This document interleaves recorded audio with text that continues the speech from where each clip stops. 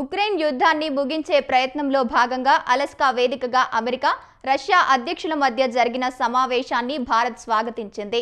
ఈ భేటీలో భాగంగా సాధించిన పురోగతిని అభినందిస్తున్నట్లు పేర్కొంది. భారత విదేశాంగ శాఖ ఈ మేరకు ఓ ప్రకటన విడుదల చేసింది.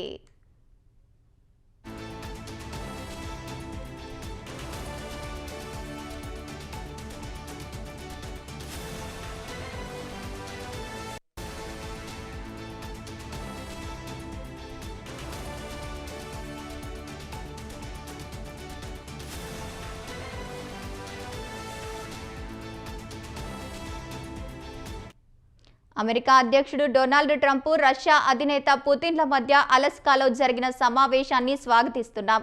శాంతి సాధన దిశగా వారి ప్రయత్నాలు ఎంతో ప్రశంసనీయం. ఈ భేటీలో సాధించిన పురోగతిని అభినందిస్తున్నాం. చర్చలు, దౌత్యం ద్వారా మాత్రమే సమస్య పరిష్కారానికి ముందుకెళ్లాలి.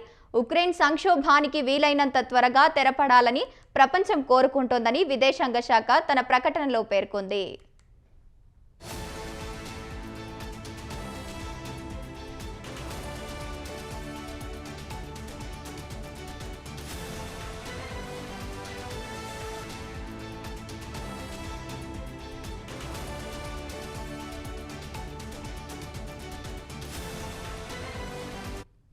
ట్రంప్, పుతిన్లు భేటీ అయ్యేందుకు ముందుకు రావడాన్ని కూడా భారత్ ఇటీవలే స్వాగతించిన విషయం తెలిసిందే.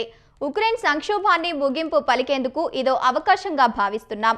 ఇది యుద్ధం కాలం కాదని ప్రధాని నరేంద్ర మోదీ సందేశానికి ఈ ప్రయత్నాలు దోహదం చేస్తాయి అని భారత విదేశాంగ శాఖ అధికార ప్రతినిధి రణ్ధీర్ జైస్వాల్ ఓ ప్రకటనలో పేర్కొన్నారు.